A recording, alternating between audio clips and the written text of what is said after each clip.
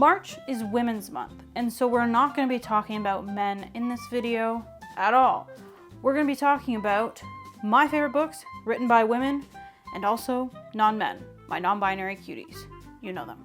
So instead of sitting at the table bringing all the books to you and just sitting and talking about them, I'm going to go around my house and find the books instead because A, less cleanup for me, and B, hopefully that's more fun for you to watch. So let's go. Book Yaps with Ash. Welcome to the basement where we keep books that we've bought each other for Christmas. So these are all new and a lot of them are not read, but there's a couple I'd like to talk about. First up, I want to talk about Becky Chambers. So I've officially read 2 of her books this year so far. Long Way to a Short and Angry Planet and A Song for the Wild Built. Both of these are quite different. You can see this one's very short. This one's a bit longer and part of a series of 3 or 4 books, but both are really lovely sci-fi, more cozy stories. In this one, it's a bit more complicated, a bit more world building and characters to learn about their species. But at the end of it all, it's a book about diversity and equity and understanding each other's differences. This one is just about your own purpose and trying not to make that purpose be work. So this is one I recommend to pretty much anybody in their 20s or anybody who's struggling to find kind of a meaning for their life. Maybe just being alive is a meaning. But shout out Becky Chambers. Another one I want to mention is Piranesi by Susanna Clarke. This is a speculative fiction novel. Has been called sci-fi, has been called fantasy, but really you're just kind of figuring shit out with the narrator as you go, and it's super unique and fun for that reason, and really great book. Highly recommend. Go into this one blind. Don't even read the back. See that? Don't read it. That's it for here. Hello and welcome to the stairwell.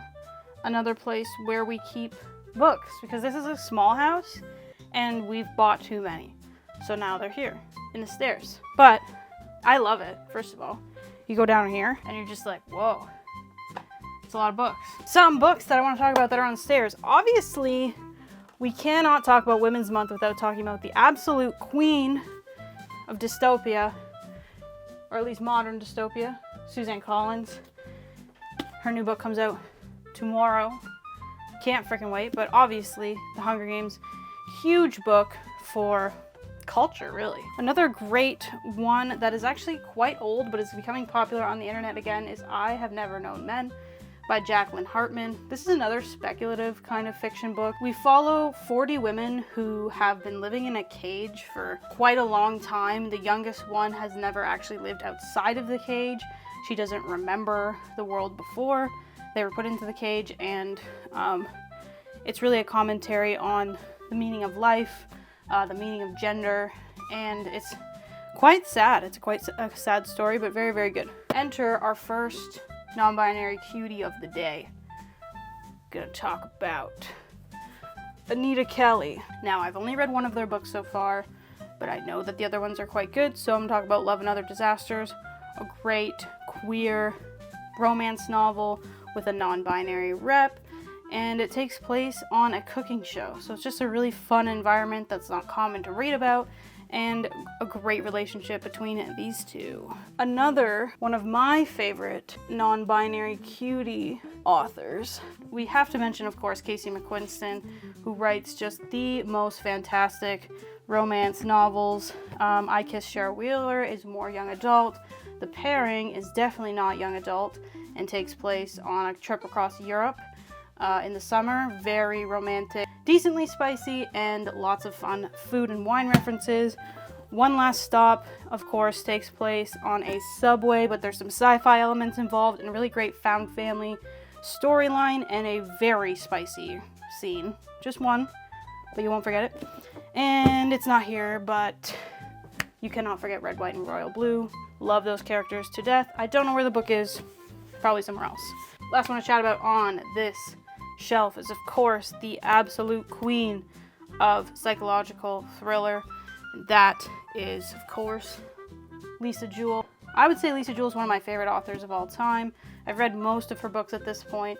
Her earlier books are less thrillery, more contemporary with a bit of mystery in them, but eventually she kind of found her footing within psychological thriller, and I think is the best thriller author out there, in my opinion. You know, books like None of This Is True, Then She Was Gone are often talked about on the internet. Very good books, but honestly, all of her books are quite good. The Night She Disappeared, I feel like, is probably the most underrated one. I don't see a lot of people talking about that one. And Invisible Girl is also quite good, and obviously my favorite one that I've talked about a few times is The Family Upstairs. Great culty story. Oh, I lied to you. There's more books I want to talk about on the stairwell, so we're gonna keep going. I enter another non-binary cutie for queer representation in romance novels. We've got Meryl Wilsner, who writes very, very spicy books. This is one of my favorite romances I've ever read, and they are writing a new one coming out this summer, I think, that takes place on vacation, has a non-binary rep. Really excited for that. Shout out Meryl. And of course, I can't believe I was gonna leave without mentioning Taylor Jenkins Reid, who wrote The Seven Husbands of Evelyn Hugo, and one of my favorite female characters of all time, Evelyn Hugo, obviously. So if you want to read a book for Women's Month, this one. Read this one. It's quite good. It's really, really good. I still think about it all the time. I think that's it. Welcome to the living room, where most of the books are, I think, or at least a good number of them. Let's start with Gabrielle Zevin, who wrote Tomorrow and Tomorrow and Tomorrow. This is not just a book for video game lovers. It's a book for anybody who has ever had a working relationship, who's ever had a friend, who's ever lived, I think, personally. It just happens to be about creating video games and running a video game company, but it's also about so much more than that, and it's really great writing, has one of the most devastating chapters I've ever read in a book before. Super, super good. Highly rated. Definitely recommend. And she's also written The Storied Life of A.J. Fickery, which is a little bit smaller. Honestly, it's not as good. This is just really top tier. But this is still quite good. It's about a bookshop owner, his daughter, and a bunch of other stuff that happens. That's a really good description. Good job, Ash. Another author whose books I've read a few of her books, Celeste Ng. So one of the popular ones that was on TikTok, Everything I've Never Told You. My personal favorite, Little Fires Everywhere, which I just find that I'm thinking about all the time still, even though I only read it, I read it a couple of years ago. And Our Missing Hearts. These have great Asian representation, family storylines, really good writing. So check her out. Another queen of thrillers that we've got, Mary Kubica, who has written some of my other favorite thriller books. So Just the Nicest Couple. We've got dual POV. There's someone who went missing, and one of the POVs is someone who knows what happened, and the other POV is someone who doesn't know what happened. Very interesting storytelling there. The Other Misses is a great unreliable narrator story, if you love that. And Local Woman Missing has a queer representation in it, which is great. And this one had a really good twist that I did not see coming. An honorable mention, She's Not Sorry, which I don't have, borrowed from the library, but if you like The Silent Patient, you'll like this one. Another one that I want to mention in the same vein as Suzanne Collins, Lois Lowry, who wrote The Giver. This one, another book for me that definitely started my love of reading. This is one that a lot of people read in school. It is like kind of children's fiction, but dystopian, great storytelling, one that really sticks with you, and obviously quite short. I'm just gonna slowly mention A Little Life, and if you like being sad, pick it up. One that I just read this month, just finished last week, is We Measure the Earth with Our Bodies by Tsering Yangsom Lama. This is a great immigrant story.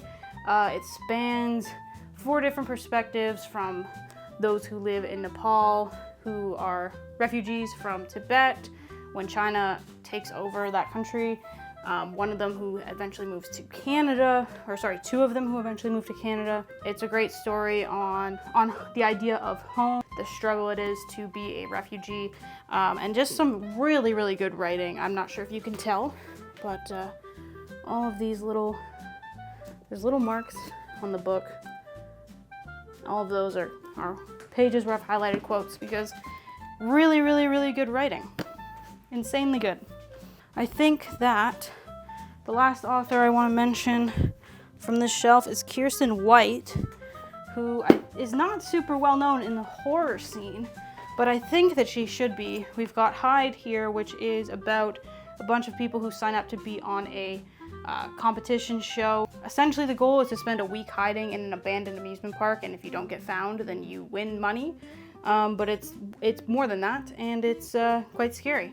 And this one, which was my favorite by her, Mr. Magic, which I still think about to this day, is about a children's show called Mr. Magic. And there was these, I think, 6 kids who were on this show in their youth, and they've grown up and there's just no history of it at all. There's no recordings of it. It doesn't seem to have existed, but they get invited back to do anniversary interviews, and you start to learn about what the show really is. It has kind of the ensemble cast feel of it, while having some really spooky, unique elements to it. Fantastic horror! Lastly, welcome to the bedroom. This is where we keep some of our more favorite books, some of our more impactful books. So, let's end on a super high note here. Starting off with another non-binary cutie, Alice Oseman, who wrote one of the best graphic novel series for young adults ever. And I don't have the facts on that, I just believe it to be true. But of course, Heartstopper, fantastic, great representation, great characters, just, it makes you feel so cozy and good, and the progression of the series really grows as the characters grow.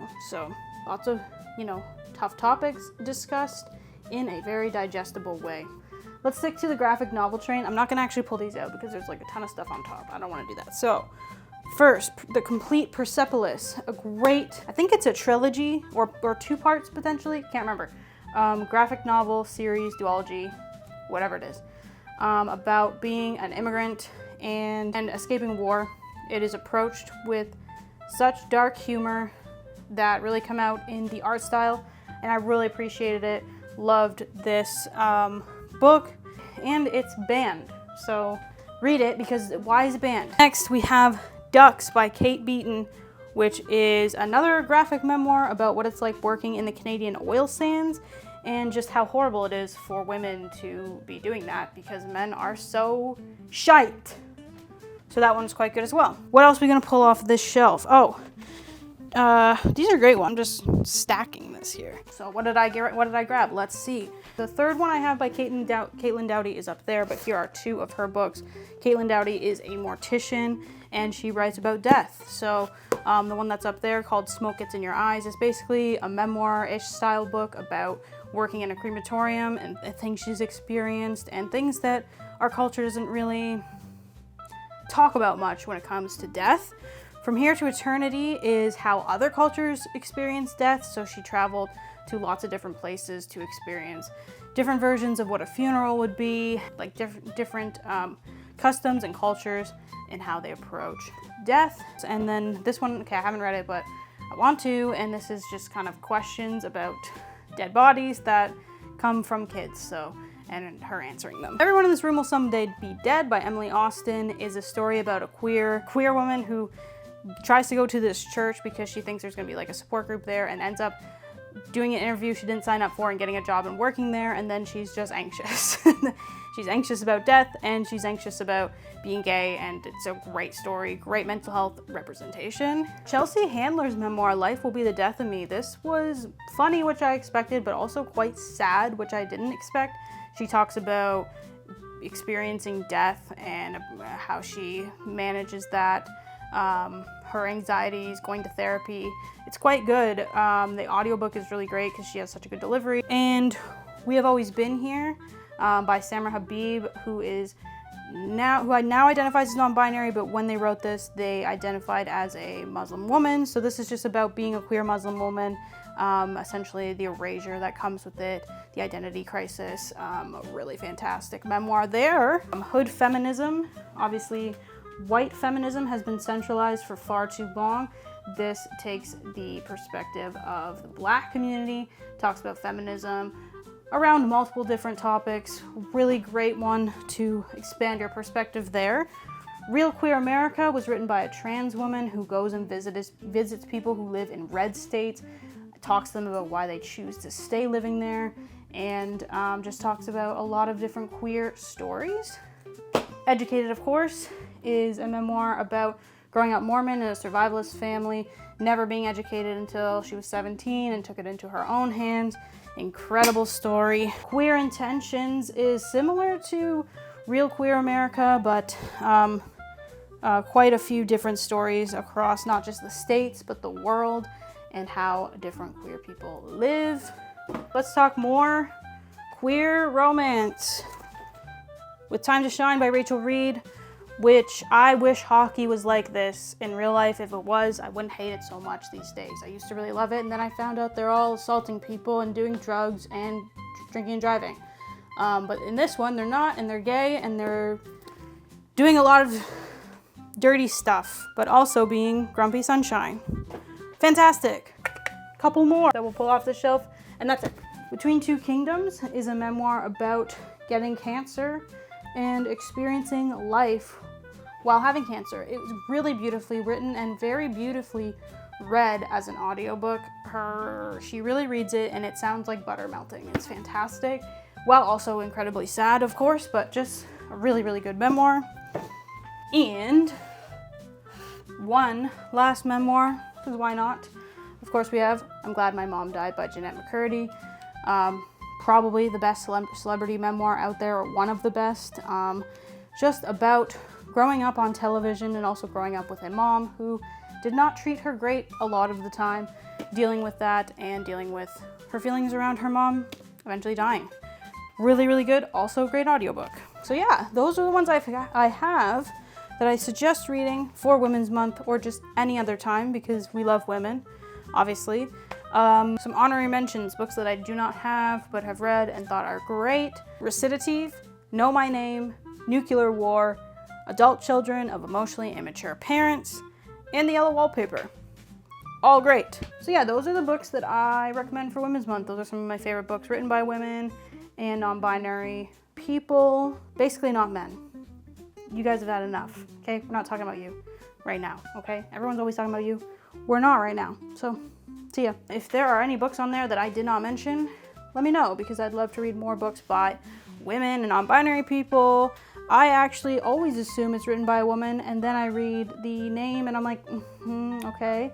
Like, I thought Riley Sager was a woman for a long time, and Grady Hendrix. They're not, unfortunately. But yeah, shout out to women for existing and being cool, cute, kind, collected, and hot. That's all. See you next time on Book Yaps with Ash. Peace.